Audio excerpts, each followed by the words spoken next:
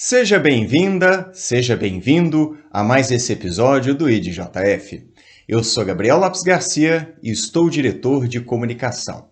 Nesse vídeo abordo uma dúvida comum a muitas pessoas. Será que morrer dói? Confere a resposta do Espiritismo. Conversando com as pessoas no meio espírita, é muito comum de eu ouvir a seguinte afirmação: eu não tenho medo de morrer, eu tenho medo de como será a minha morte. E aí as pessoas vão dizer o seu tipo predileto: eu prefiro morrer dormindo, eu prefiro dormir de uma maneira que eu não percebo o que está acontecendo e por aí vai. Ou seja, segundo a narrativa de muitas pessoas, a morte em si não é alguma coisa que as assuste tanto, mas incomoda pensar na maneira como vai acontecer a morte, como que vai ser esse processo de transição de volta ao mundo espiritual. Essa é uma boa questão para a gente pensar em termos espíritas. Será que morrer é um processo que dói para o espírito? E a resposta da doutrina espírita é um grande depende. Depende do espírito e depende do tipo de morte que ele está atravessando. Não existe um critério único, universal. Cada um de nós sente o processo da morte de um jeito e vai se adaptar também no seu próprio ritmo, com as suas próprias particularidades no retorno ao mundo espiritual. Um elemento que nos auxilia a pensar a esse respeito é o grau de apego que o espírito tem com a vida corporal. Esse é o principal elemento que vai gerar uma dificuldade maior no desprendimento. Porque a morte, minha gente, é um fenômeno biológico. Então, a morte, o termo mais correto nem é o processo, mas o instante da morte. Então, a gente pode até marcar, está lá no registro de óbito, morreu na hora tal e vai lá e registra. No entanto, o desprendimento do espírito com relação ao seu corpo, isso sim é um processo. A gente pode até chamar, conforme alguns companheiros preferem, da desencarnação. Então, a morte inicia o processo da desencarnação. A morte é um evento biológico que acontece no instante, por alguma causa que vai lá e determina a extinção da vida orgânica.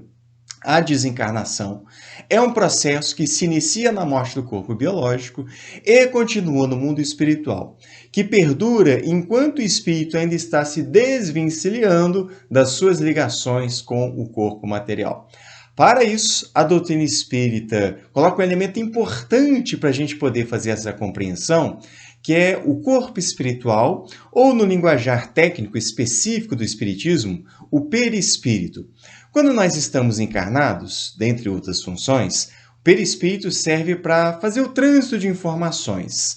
Eu, alma, ou espírito como queira, comando o meu organismo biológico e o perispírito cumpre o papel de levar essas informações, a minha vontade, os meus pensamentos, os meus sentimentos, por aí vai, para exercer a sua influência no corpo biológico.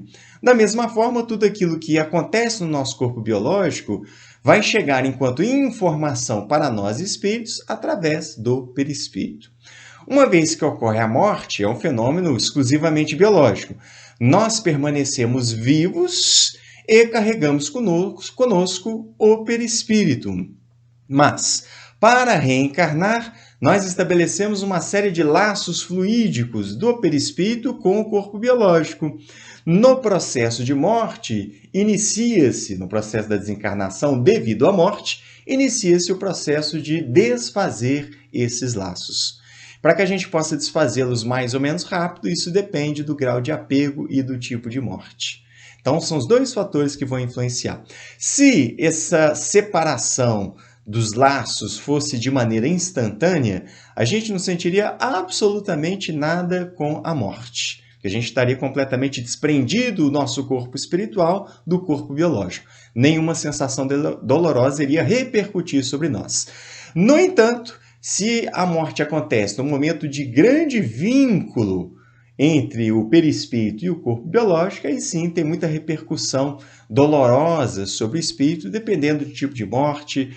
Às vezes, em alguns casos de suicídio, isso pode acontecer também. Então, é comum do espírito narrar essas repercussões dolorosas, porque os laços fluídicos entre perispírito e corpo biológico ainda estão no auge, ou muito fortes, no momento em que acontece a morte. Então leva um tempo para se desvencilhar, isso causa as sensações dolorosas.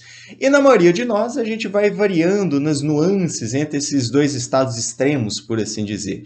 A gente guarda ainda algumas ligações do nosso perispírito com o corpo biológico, e isso gera algum incômodo na fase de adaptação de volta ao mundo espiritual.